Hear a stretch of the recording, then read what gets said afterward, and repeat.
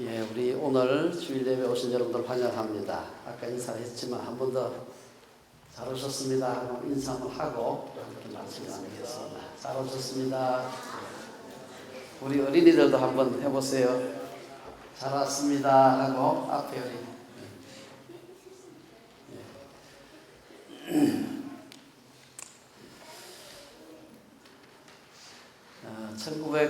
1995년으로 제가 기억을 하는데요. 95년 연말쯤 해가지고 제가 어떤 분하고 인터뷰를 좀 한 적이 있습니다. 청량리 어느 다방에서 인터뷰를 3시간을 인터뷰를 했는데 제가 그때 책을 쓰면서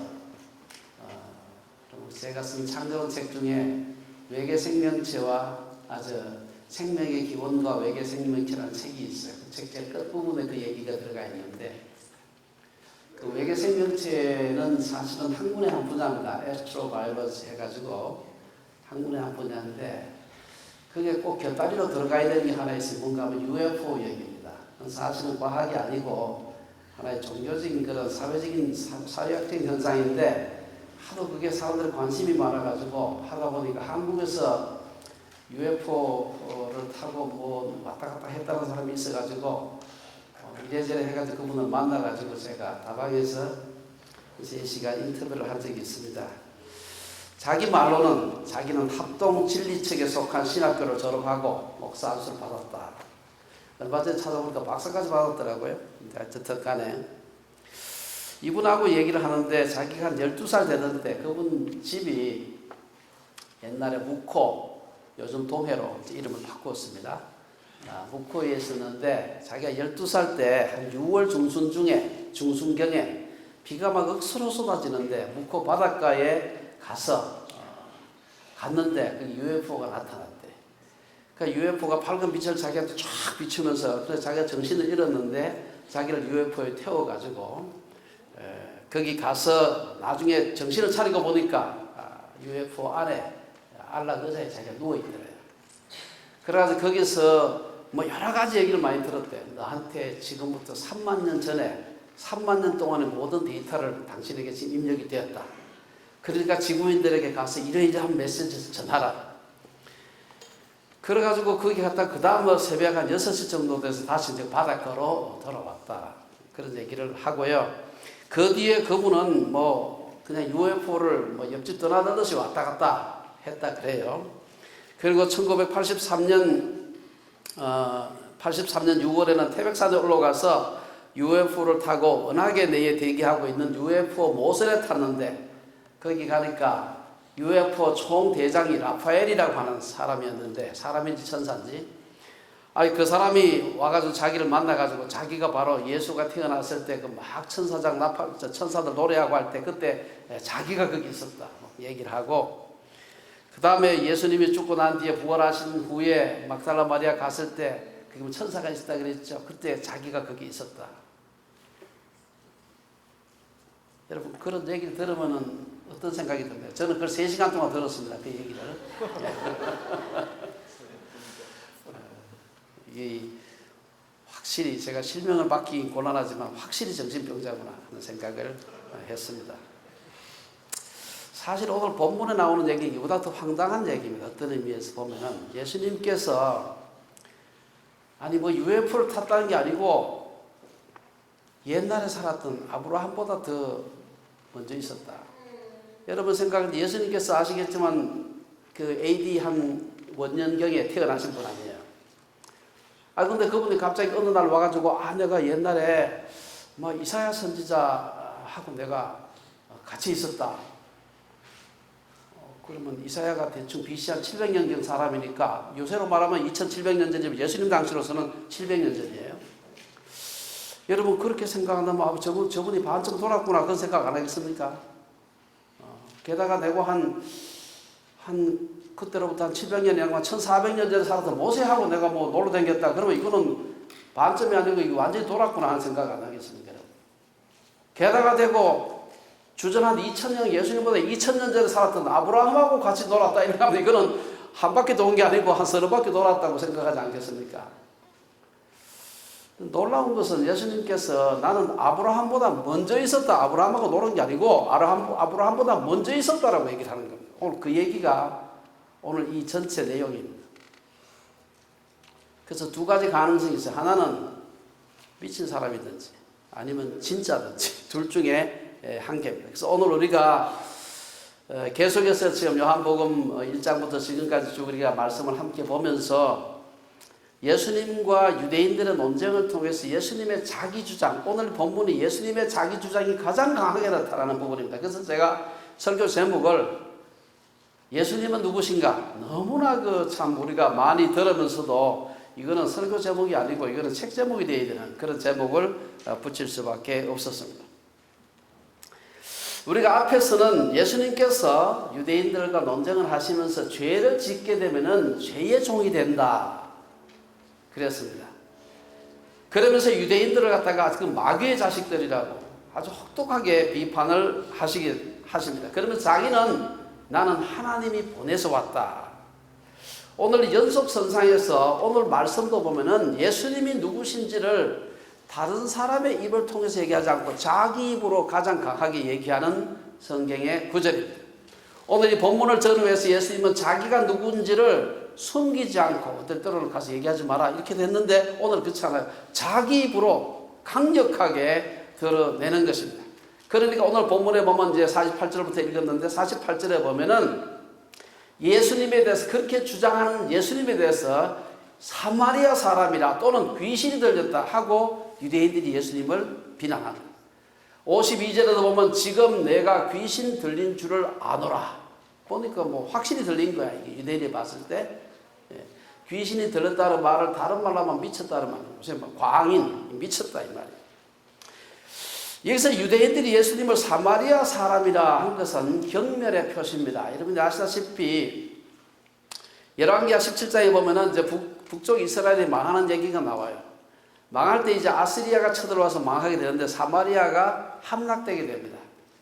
사마리아가 함락되고 난 뒤에 남자들은 다 죽이거나 혹은 포로를 끌고 가고 여자들은 그냥 강제로 혼혈을 시켜서 말이 강제로 혼혈이지 사실 다 강간을 한 것이죠.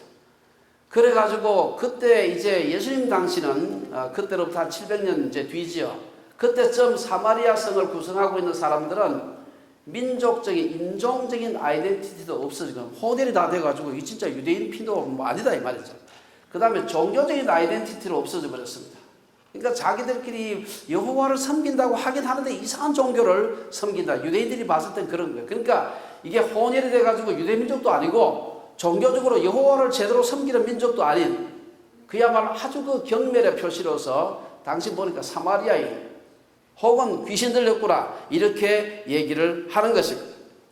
사실은 우리가 가만 생각해 보면은 나중에 이제 그 이스라엘 북이스라엘이 망하고 난 뒤에 한 100몇십 년 뒤에 남쪽 유다도 망하는데 바벨론한테 망하죠. 바벨론한테 망하는데 유대인들이 그렇게 경멸하고 욕할 때마다 에이 사마리아 사람 같은 놈 이렇게 욕을 하는 사마리아 사람인데 자기들도 바벨론한테 망했는데 바벨론은 정책이 혼혈 정책이 아니고 바벨론은 이 포로 정책을 했어요. 다 끌고 가서 아예 그 예루살렘에 제대로 그 반란을 일으킬 만한 똘똘한 사람들을 하도 남겨두지 말아야 되지. 가만 놔뒀다가 자꾸 반란을 일으켜서 안 되겠다. 그래가지고 바벨론도 다 끌고 가고 그 끌고 간 사람 중에 우리 지난번에 공부했던 다니엘, 뭐 사드락, 메삭, 아벳느고 이런 사람 포함되어 있는 겁니다. 사실은 자기들은 혼혈이 안 된 게 자기들이 힘이 있어서 똑똑해서 혼혈이 안 된 게 아니고 바벨론의 포로 정책에 따라서 혼혈이 안 된 것입니다. 그런데도 불구하고 유대인들은 얼마나 교만했는지 모릅니다. 우리는 혼혈이 안 됐다. 여호와 하나님을 제대로 섬기고 있고 우리 그 순혈주의 우리 정말 유대인의 피가 그대로 남아있다. 그렇게 주장을 했습니다. 사실 그런 교만한 마음 때문에 저는 그런 생각을 해봐요. 유대인들이 지금 오늘날 이스라엘이라는 나라를 만들고 있습니다만은 이스라엘 사람들 중에서 한 사람도 사실은 순혈이 없습니다. 지금은. 여러분 지금 저 이스라엘에 뭐 몇백만 사람들 뭐 전 세계에 있는 사람들 끌어모았잖아요. 끌어모았는데 지역에서 오는 지역마다 피부 색깔이 다 달라. 근데 아프리카에서 온 사람 흑인이고요. 유럽에서 온 사람 백인이고 뭐 저 남아메리카 온 사람 또 그쪽에 또 인디오 비슷한 그런 색깔 가지고 다 섞였어요. 그러니까 방법이 별로 없어요. 그러니까 뭐라고 얘기합니까? 엄마만 유대인이면 된다. 옛날에는 엄마 아빠 다 유대인이었어야 돼요. 이제 엄마만 유대인. 그래도 찾기 힘들어. 하나님께서 그 인종적인 그 교만함을 갖다가 다 부셔버린 거죠. 자기들이 그렇게 자랑하던 순혈주의가 사실 순혈통 있는 유대인이 하나도 없어요. 여기서 우리가 하나님의 그 큰 뜻을 좀 볼 수가 있습니다. 어쨌든 예수님을 사마리아인이다 귀신 들렸다고 하는데 예수님께서 사마리아인이라고 하는 데서 대답을 안 해. 대답할 필요가 없다고 본 거예요. 왜냐? 자기 사마리아인이 아니니까. 두 번째, 귀신이 들렸다는 말에 대해 가지고 그 뒤에 예수님께서 길게 자기 변명을 하는 걸 볼 수가 있습니다. 그걸 통해서 예수님이 누구신지를 예수님의 입으로 우리에게 얘기를 하는데 세 가지를 얘기한다. 오늘 말씀은 사실 본문에 대한 주해입니다만은 그러나 이 주해 말씀은 사실 성경 전체에 해당하는 말입니다. 예수님은 누구신가 세 가지를 얘기하고 있어요. 첫째는 예수님은 성부 하나님을 공경하는 성자 하나님이다. 이게 굉장히 중요한, 이것은 예수님과 성부 하나님과의 관계를 가지고서 얘기를 하는 겁니다. 오늘 49절 50절에 보면 50절에 보면은 49절에 보면은 나는 귀신 들린 것이 아니라 오직 내 아버지를 공경한다. 공경한다. 내 아버지를 공경한다. 우리 뭐 부모 공경하듯이 공경한다. 그럼 공경한다는 게 무슨 뜻인가? 오늘 본문에 여기 지금 몇 가지 나오죠. 첫째, 공경하는 사람은 50절에 보면 자기 영광을 구하지 않는다 그랬습니다. 50절에 보면 나는 내 영광을 구하지 아니하나. 나는 내 영광을 구하지 아니한다. 오늘날 많은 사람들, 특히 가진 자, 유식한 자, 똑똑한 사람들, 권력자들 자기 영광을 구하는 덫에 빠지기가 매우 쉽습니다. 교회 밖에서는 노골적으로 자기 영광 구하고요. 교회 안에서는 은근슬쩍 자기 영광을 구하는 것이 다를 뿐입니다. 마슬로우라는 사람은 욕구 단계 이론을 쫙 얘기를 했는데 그 중에 보면 이 상위 욕구가 있어. 5개 욕구 단계가 쫙쫙 있는데 그 중에 상위 욕구가 보면 그 네 번째가 그 꼭대기에서 두 번째, 그게 보면은 존경의 욕구. 제일 꼭대기가 막 자아실현의 욕구. 여기 좀 고상한 말로 포장을 해서 그렇지 여기 사실은 자기 영광을 구하는 겁니다. 아, 내가 얼마나 굉장한 사람이야. 자기 영광을 구하는 거지. 하나님을 공경하는, 성부 하나님을 공경하는 성자 하나님은 첫째는 자기 영광을 구하지 않아요. 자기 영광. 두 번째, 하나님의 판단을 신뢰한다 그래서 50절 하반절에 보면은 구하고 판단하시는 이가 계시니라. 구하고 판단하시는, 예수님께서 하나님 어떤 일로 받아들이느냐? 그분은 판단하시는 분인데 어떤 판단이냐? 완전히 공의롭게 어떤 판단을 하시더라도 그분의 판단은 공의로운 분. 그래서 판단하시는 이로 받아들이게 돼요. 아버지의 판단을 100% 신뢰한다는 그런 말이죠. 이 세상 사람들이 앞에 세상 법정의 판단이 아니라 하나님이 궁극적인 재판장이 되신다고 하는 확신 때문에 우리 많은 믿음의 선배들이 억울한 일 당하고도 참았습니다. 복음 때문에 뭐 핍박당하고 뭐 죽임을 당하고 그래도 참았습니다. 우리는 조금만 억울해도, 저도 요즘 억울한 일 당하는 게 하나 있는데 그냥 화가 날 때가 많습니다. 조금만 억울한 일 당해도 잠이 안 오죠. 에이, 이게 어떻게 할까? 막 그냥 속이 부글부글 끓 때가 있죠. 교회 내외에서 작은 손해나 억울한 일을 당해도 참지 못하는 모습, 이것은 하나님을 판단하시는 이로 받아들이지 않기 때문입니다. 그래서 세 번째, 하나님을 공경하는 사람은 하나님을 영화롭게 한 하나님이 영화롭게 하는 분입니다. 54절에 보면은 내게 영광을 돌리시는 이는 내 아버지시니 그랬습니다. 예수님은 스스로 영광을 구하지 않고 자신을 높이시는 분, 자기를 영광스럽게 하는 분이 계시는데 그분이 바로 이스라엘이 하나님이라고 부르는 그분이다. 그리고 하나님이 아들을 영화롭게 하실 뿐 아니라 아들이 귀신 들렸는지를 판단하실 분, 귀신이 안 들렸다는 것을 판단하실 분도 바로 그분이라는 것이죠. 예수님은 하나님의 판단을 신뢰했기 때문에 하나님이 자신을 영화롭게 하시는 그 일이 중요한 얘기입니다. 십자가에 죽는 일이라 할지라도 순종하겠다. 저는 말씀을 읽을 때마다 제게 도전이 되는 말씀이 바로 요한복음 17장에 있는 말씀인데요. 17장에 보면 예수님께서 마지막 그 기도하는 장면이 나와요. 여기 보면은 아들을 영화롭게 하사 아들로 아버지를 영화롭게 하게 하옵소서. 이 말만 보면 이게 무슨 말인지 잘 알 수가 없어요. 그 다음에도 보면 17장 1절의 말씀이고 4절 5절에 보면은 아버지여 창세전에 내가 아버지와 함께 가졌던 영화로서 지금도 아버지와 함께 나를 영화롭게 하옵소서. 여기서 영화롭게 한다는 건 십자가에 죽는 걸 얘기하는 겁니다. 하나님께서 나를 십자가에 죽인다 할지라도 그 일이 하나님을 영화롭게 하는 일이라면은 기쁘게 그걸 영화롭게 자기를 영화롭게 하는 게, 영화롭게 한다면 내가 장관 되고 대통령 되고 이걸 영화롭게 한다 생각하지만 그게 아니고 십자가에 죽는 걸 영화롭게 한다. 네 번째로 하나님 아버지를 공경한다는 말은 그분의 말씀을 지키는 겁니다. 55절에 그 얘기가 나와요. 나는 그를 알고 또 그의 말씀을 지키노라 그랬습니다. 55절에서 예수님은 너희는 그를 알지 못하되 나는 안다 그랬습니다. 자기들만이 하나님의 선민이고 자기들만이 하나님의 말씀을 받은 백성이었다고 이 기고만장한 교만하기 이럴 데가 없는 유대인들을 지금 앞에 놓고 니들이 지금 하나님을 모른다. 나는 아는데 너희들은 모른다. 55절의 말씀처럼 예수님은 하나님을 알고 알 뿐 아니라 또 그의 말씀을 지킨다고 하셨습니다. 사도 요한은 다른 곳에서도 하나님을 사랑하는 자는 반드시 그분의 말씀을 지킨다. 이게 아주 여러 차례 반복해서 얘기를 하고 있습니다. 요한일서 2장에 보면은 우리가 그의 계명을 지키면 이로써 우리가 그를 아는 줄로 알 것이요. 그를 아노라 하고 그의 계명을 지키지 아니하는 자는 거짓말하는 자요 진리가 그 속에 있지 아니하다. 요한일서 5장 3절에도 보면 하나님을 사랑하는 것은 이것이니 우리가 그의 계명들을 지키는 것이니라. 오늘 49절에서 예수님은 하나님 아버지를 공경했지만 동일한 하나님을 공경한다는 유대인들은 예수님을 무시했습니다. 50절에서 예수님은 하나님을 공경한다는 말은 그분이 보내신 예수님을 구주로 믿는 것인데 또한 그분의 말씀을 지키는 것인데 유대인들은 자기를 무시하고 자기를 받아들이지 않고 자기를 비난한다고 예수님 말씀하십니다. 사도 요한은 여기서 한 걸음 더 나아가서 예수님이 바로 하나님의 말씀이라고 얘기합니다. 우리가 잘 아는 요한복음 1장 14절에 보면은 말씀이 육신이 되어 우리 가운데 거하시네. 말씀이 우리 가운데 거하셨다. 말씀이 육신이 되어서 우리 가운데 거하셨다. 아버지를 공경하시는 예수님의 모습은 삼위일체의 제2위인 성자 하나님의 자연스러운 표현이라고 할 수 있습니다. 그래서 예수님의 첫 번째 정체성, 예수님 누구신가? 예수님은 제2위 성자 하나님인데 그 하나님과의 관계에서 하나님을 공경하는 분. 하나님을 공경. 두 번째는 사람과의 관계에서 예수님이 자기 아이덴티티를 드러내시는데요. 우리에게 영생을 주시는 하나님이다. 오늘 51절, 52절에 보면 그 얘기를 하고 있습니다.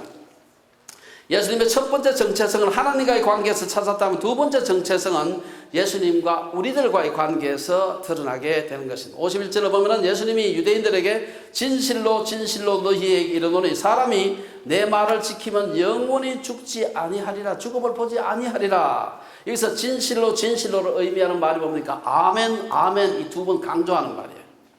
영원히 죽음을 보지 아니하리라. 이 말은 영원히 죽지 않는 것을 강조하는 히브리 사람들의 독특한 표현 방식입니다. 죽음을 보지 아니하리라. 이 말은 안 죽는다 이 말인데 우리 같으면 영원히 안 죽는다 이렇게 하면 되는데 죽음을 보지 않는다. 예수님을 구세주로 믿으면 영생을 얻는다는 것은 기독교의 핵심적인 진리이고 복음의 핵심이기도 합니다. 특히 예수님이 누구신지를 강조하는 요한복음에 이 사실이 반복해서 나타납니다. 우리가 제일 잘 아는 요한복음 3장 16절에 보면은 하나님이 세상을 이처럼 사랑하사 독생자를 주셨으니 이런 저를 믿는 자마다 멸망치 않고 영생을 얻게 하랴. 이게 아주 제일 중요한 구절이지. 뿐만 아니라 우리가 요한복음의 곳곳에 곧 바로 이어가지고 36절에 보면 3장 36절에 보면은 아들을 믿는 자에게는 영생이 있고 5장 24절에 보면 내 말을 듣고 또 나 보내신 이를 믿는 자는 영생을 얻었고 6장 40절에 보면 내 아버지의 뜻은 아들을 보고 믿는 자마다 영생을 얻는 이것이니 그 바로 뒤에 6장 47절에 보면은 믿는 자는 영생을 가졌나니 6장 끝에 보면 내 살을 먹고 내 피를 마시는 자는 영생을 가졌고 성경이 굉장히 많이 나옵니다. 예수님께서 우리에게 영생을 주시는 분이라는 것입니다. 이것은 예수님 자신의 말뿐 아니라 예수님의 제자들의 말을 통해서도 드러납니다. 예수님이 오병이어의 기적을 베푸신 후에 가버나움에서 자신을 생명의 떡이라고 하자 제자들 중에서 야 그게 무슨 얘기인지 자기를 가르쳐서 생명의 떡이라고 하니까 무슨 말인지 알 수가 없어. 그래서 사람들이 야 이 말은 굉장히 알아듣기 어렵다 하고 선생이 시원찮은 말을 횡설수설하면 떠나가는 겁니다. 알아들을 수가 없어. 제자 떠났어요. 떠날 때 예수님께서 제자들을 12제자들 향해서 너희도 나를 떠나려고 하느냐 하니까 이 대답 빨리 하는 시몬 베드로가 이러기를 영생의 말씀이 주께 있사오니 우리가 누구에게로 가오리까? 사람들이 이해 못하는 말을 막 떠나는데 제자들이 영생의 말씀이 주께 있다. 사실 오늘 이 51절의 말씀을 보면 이것은 아까 말씀드린 대로 하나님의 아들이 아니면은 정신병자 같은 말입니다. 48절에서 우리가 늘 사마리아 사람이나 또는 귀신이 들렸다 하는 말이 옳지 아니하냐. 48절에는 그렇게 얘기했어요. 옳지 아니하냐. 그렇지 않냐. 이렇게 약간 의문문입니다. 다시 한번 우리가 늘 사마리아 사람이나 또는 귀신이 들렸다 하는 말이 옳지 아니하냐. 톤은 제가 어떤지 모르겠어요. 48절 얘기하고 근데 그 뒤에 가서는 가만히 하는 걸 보니까 52절에 가서 보니까 이건 확실하게 돈 사람이 분명하다 생각해서 52절에서 유대인들이 예수님한테 뭐라고 얘기합니까? 지금 네가 귀신 들린 줄을 아노라. 52절에서 그렇게 얘기합니다. 4절 뒤에 아주 단정적으로 그리고 아브라함과 선지자들도 죽었거늘 내 말은 사람이 내 말을 지키면 영원히 죽음을 맛보지 아니하리라 한 말을 비난하는 말도 되지 않은 소리 하지 마라. 예수님의 두 번째 정체성인 우리에게 영생을 주시는 분은 우리들과의 관계에 있어서 가장 중요한 예수님의 두 번째 아이덴티티. 그분은 우리의 구주가 되시는 분이다. 세 번째 아주 중요한 정체성은 예수님은 영존하시는 영원히 자존하시는 하나님이다. 오늘 나머지 구절에 그 얘기가 쭉 나오고 있습니다. 다시 한번 복습하자면 첫 번째 정체성은 하나님과의 관계에서 제2위, 삼위일체 제2위 성자 하나님. 두 번째 정체성 그분은 우리들과의 관계에서 우리에게 영생을 주시는 우리의 구세주. 세 번째 정체성은 말 그대로 예수님 자신의 내적인 정체성입니다. 우리에게 영생을 주실 수 있는 분은 영원히 스스로 존재하는 분이어야 합니다. 자신이 영원하지도 않으면서 자기가 누구한테 디펜던트 되어 있는, 의존되어 있는 분이 우리한테 영생을 줄 수는 없는 것입니다. 예수님은 스스로 영원 자존하시는 하나님이신데 본문에서는 이를 아브라함과 비교해서 예수님이 어떤 분인지를 우리에게 얘기하고 있어요. 첫 번째 보면은 예수님은 누구보다 크다? 아브라함보다 크다. 아니 아브라함만 역사에 있었나? 근데 왜 아브라함보다 크다? 52절 하반절을 보면 유대인들은 예수님에게 아브라함과 선지자들도 죽었거늘 내 말은 사람이 내 말을 지키면 영원히 죽음을 맛보지 아니하리라. 그 한이 도대체 그게 말이 되느냐? 라고 지금 묻는 겁니다. 유대인들은 아브라함과 선지자들도 죽었는데 예수님의 말씀을 지키면 사람이 영원히 죽지 않는다.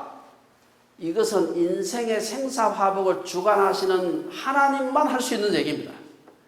다시 말하면 당신이 하나님이냐라고 지금 묻는 겁니다. 이어지는 53절 상반절에 보면 유대인들은 다시 예수님에게 너는 이미 죽은 우리 조상 아브라함보다 크냐. 다시 또 물어요.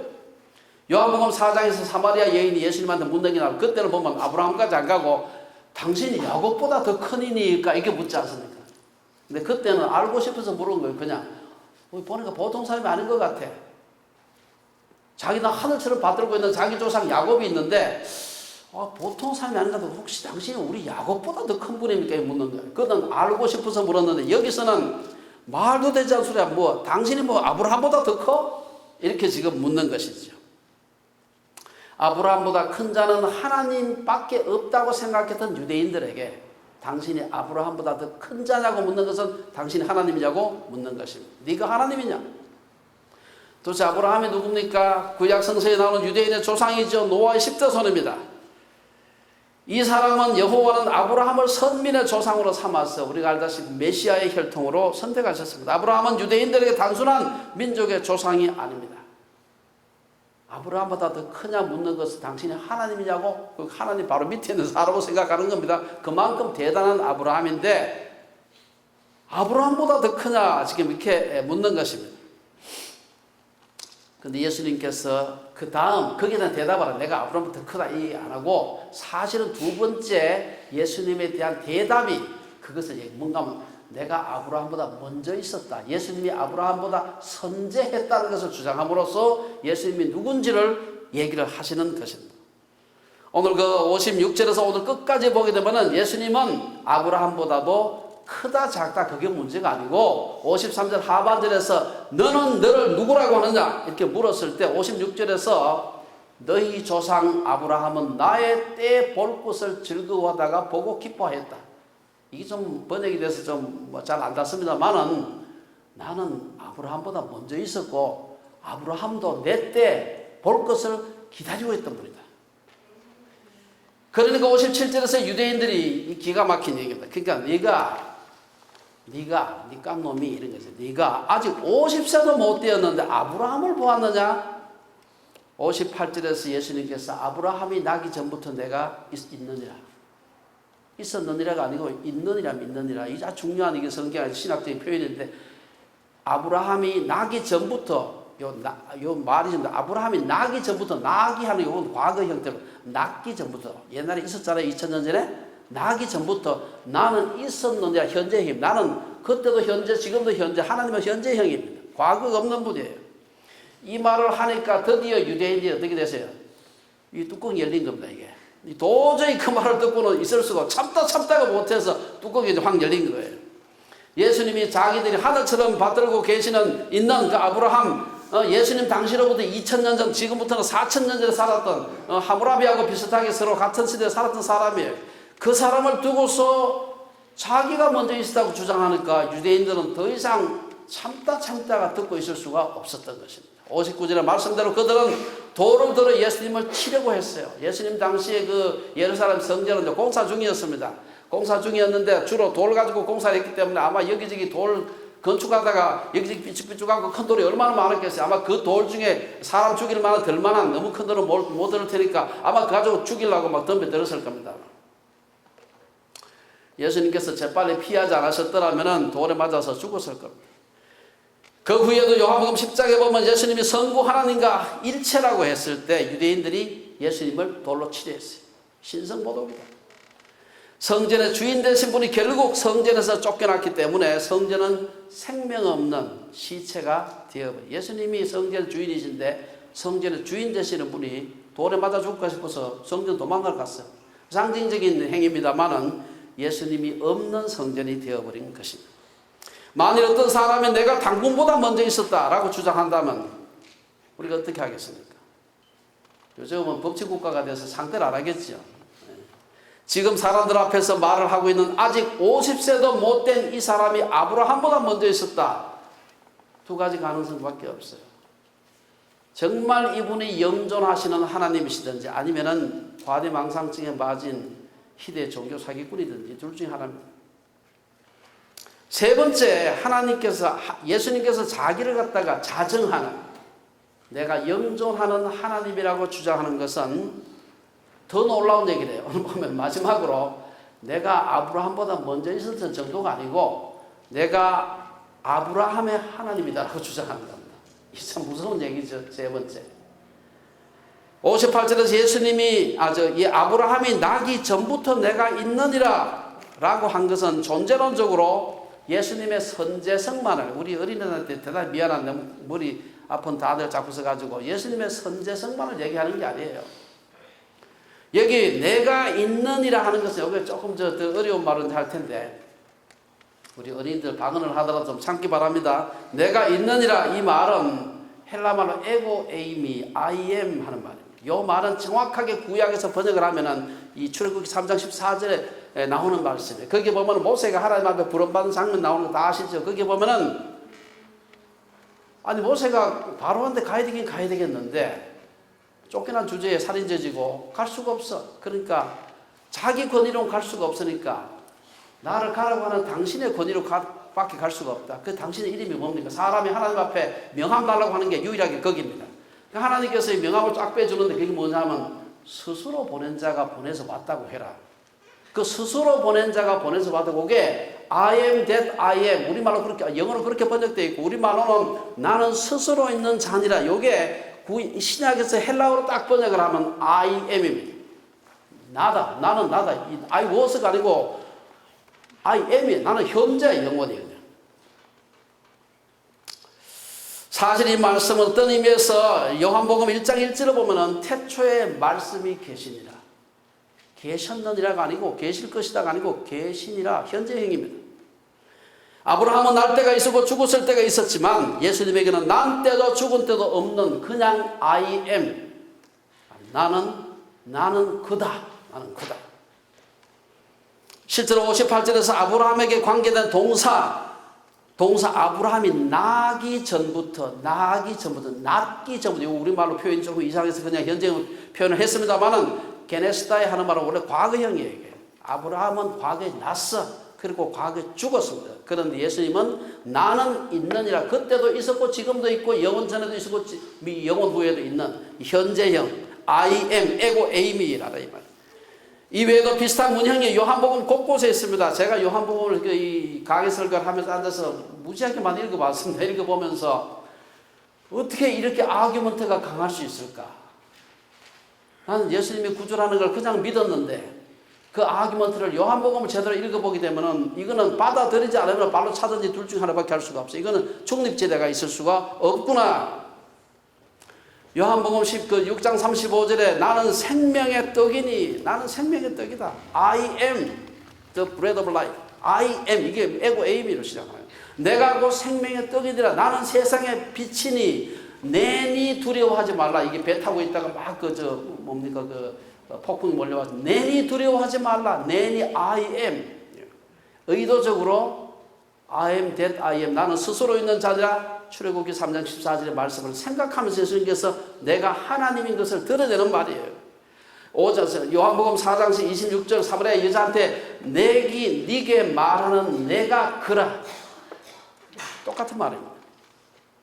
구약 언어 개념으로 여호와를 번역한 말입니다. 그러니까 57절에서 유대인들은 네가 아직 50세도 못 되었는데 아브라함을 보았느냐. 이는 예수님은 아브라함보다 먼저 계셨고 아브라함의 하나님이라는 뜻입니다. 그냥 먼저 계신 정도가 아니고 50년 100년 전에 산 분이 아니고 아브라함의 하나님, 아브라함의 창조자요 아브라함의 하나님이라는 것입니다. 56절에서 아브라함은 나의 때 볼 것을 즐거워하다가 기뻐했다. 이것은 아브라함이 실제로 예수님이 온 것을 보았다는 얘기는 아닙니다. 구약에서 여호와의 때, 하나님의 때라고 하는 것은 구원의 때를 말하는 것입니다. 하나님께서 아브라함에게 보여주신 구원의 때는 언제 이루어집니까? 이삭 사건을 통해서 상징적으로 나타나게 됩니다.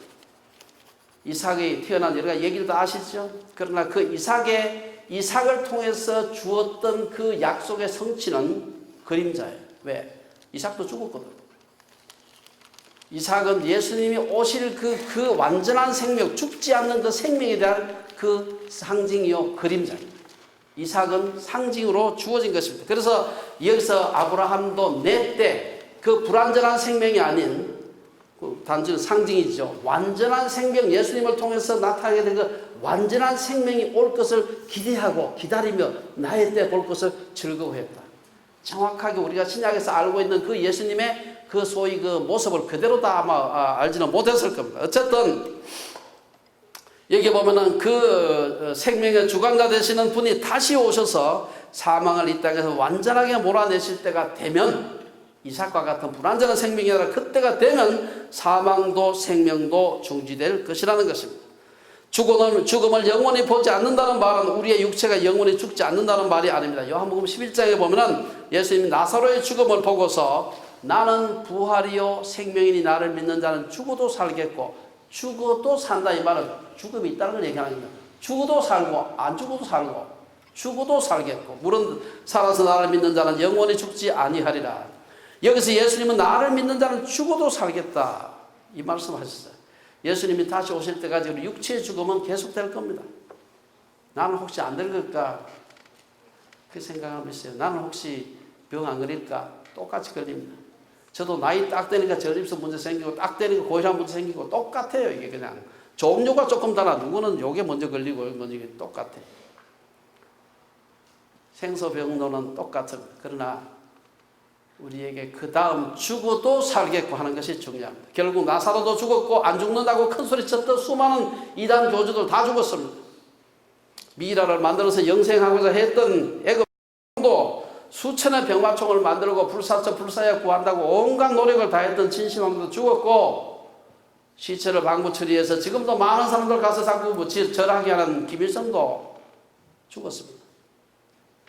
하지만 예수님은 하나님이 보내신 분이기 때문에 죄로부터 완전한 자유를 주시는 분이고 완전한 생명을 주시는 분입니다. 누구든지 그를 믿으면 자유를 얻고 진리 가운데 거하는 것입니다. 이 자유는 죄로부터 자유, 죽음으로부터의 자유입니다. 그러므로 진리 되시는 예수님을 믿으면 죽음을 영원히 보지 않게 될 것이라는 것입니다. 예수님께서 자신의 아들을 통해서 우리들을 죄와 죽음으로부터 자유하게 하시고 다시는 죽음이 어찌할 수 없는 생명을 우리에게 주시겠다는 겁니다. 예수님은 사두개인들의 질문에 대해서 대답하시면서 마태복음 22장에서 부활 때에는 장가도 안 가고 시집도 아니하고 하늘에 있는 천사들과 같다. 여러분 이게 흥미있는 게 있습니다. 천국에서는 죽는 것만 없는 게 아니고요. 시집 장가 가는 것도 없다. 이 말은 무슨 말입니까? 죽음도 없지만 태어나는 거 없다는 말이에요. 우리가 자녀를 출생하는 것은 영생에 대한 상징이요 그림자입니다. 그때까지는 이 땅의 생명과 사망이 반복될 것임을 말하는 것입니다. 결론적으로는 몇 가지 말씀을 하고 마치겠습니다. 우리가 여러 차례 반복을 했습니다만은 요한복음을 기록한 목적이 뭐냐? 이건 결론이기 때문에 요한복음 끝날 때까지 계속해서 반복해야 되는 구절입니다. 요한복음을 왜 기록했느냐? 요한복음 20장 31절 오직 이것을 기록하면 너희로 예수께서 하나님의 아들 그리스도이심을 믿게 하려 하며 또 너희로 믿고 그 이름을 힘입어 생명을 얻게 하려 함이라. 이게 복잡하게 쓰여 있었는데 간단하게 말해서 요한복음의 목적은 예수님이 누구신가를 얘기해 주기 위해서 쓴 책입니다. 저는 그래서 제가 요한복음 설교 다시 해야 되겠다는 생각이 들더라고요. 이게 너무나 이 아큐멘트가 너무 강해요. 제가 처음 말씀드린 대로 이것을 받아들이게 되면 안 읽었으면 괜찮아. 근데 읽었으면 받아들이든지 발로 차든지 둘 중에 한 개를 해야 됩니다. 예수님을 자신의 구주로 영접하는데 신학적인 논쟁이 그렇게 중요한 게 아닙니다. 보니까 제가 신학책도 한참 봤어요. 제가 이게 준비하고 신학자들은 특별한 별난 소리 해놨나 싶어 보니까 골치만 아프고요. 이거 읽고는 절대로 예수 안 믿겠구나 하는 생각이 들더라고요. 제가 특별히 이 요한복음에 대한 양식 비평이라고 하는 그 신학의 아주 골치 아픈 분야가 있습니다. 거기에 대해서 연구가 많이 되어 있어요. 제가 읽어보니까 불치 맞은 사람은 글도 읽어보니까 이거 읽고는 예수 안 믿겠구나 하는 생각을 하게 되었어요.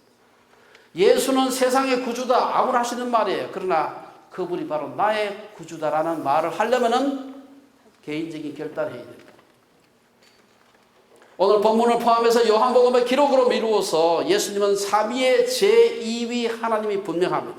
그렇기 때문에 그분은 우리의 구주가 될 수 있는 분이고 그분의 죽음은 우리를 모든 죄에서 깨끗게 하실 수 있는 분입니다.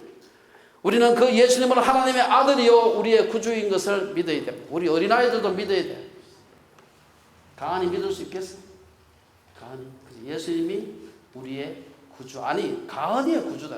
내 구주. 오케이? 그렇게 받아들여야 돼. 오늘 본문으로 보면 예수님은 하나님의 아들이 분명합니다. 예수님은 다른 구약의 선지자들과 달랐습니다. 모든 구약의 선지자들은 휘장 밖에서 하나님의 영광을 보았습니다. 그런데 예수님은 하나님의 면전에서 그분의 영광을 친히 보신 분이었습니다. 아브라함의 복은 그림자 복이었지만 예수님의 복은 실체였습니다. 구약 선지자들이 말하는 생명은 다시 죽을 생명이었지만 예수님께서 약속하신 복은 완전한 생명, 영원한 생명이었습니다. 제가 이 말씀을 준비하면서 이렇게 귀중한 것 우리가 가만히 있으면 되겠나 하는 생각이 들어가지고 자주는 못해도 우리 전도지 만들어서 하나님 앞에 전도해야 되겠다는 생각이 들었어요. 이 귀중한 말씀 같으면 어떻게 우리가 가만히 있고 그냥 교양스럽게 있고 그냥 덮어놓고 말겠어요. 그래서 제가 우리 송 집사님하고 얘기해서 우리 전도지 만들려고 하는데 여러분 일주일 내내 144시간 동안 전도하는 얘기는 할 수가 없어요. 근데 일주일에 한두 시간 내가 전도합시다. 그래서 이렇게 중요한 말씀도 우리가 그냥 듣고 뭐 그런가 보다 이렇게 하면 안 되죠. 예. 아무쪼록 우리 한 사람도 빠짐없이 우리 중등부, 고등부, 주일학교, 유치부 아이들까지 우리 온 성인들이 주빌리 온 식구들이 예수 그리스도를 자신의 구주로 영접해서 영생의 축복을 누리시기를 주의 이름으로 축원합니다.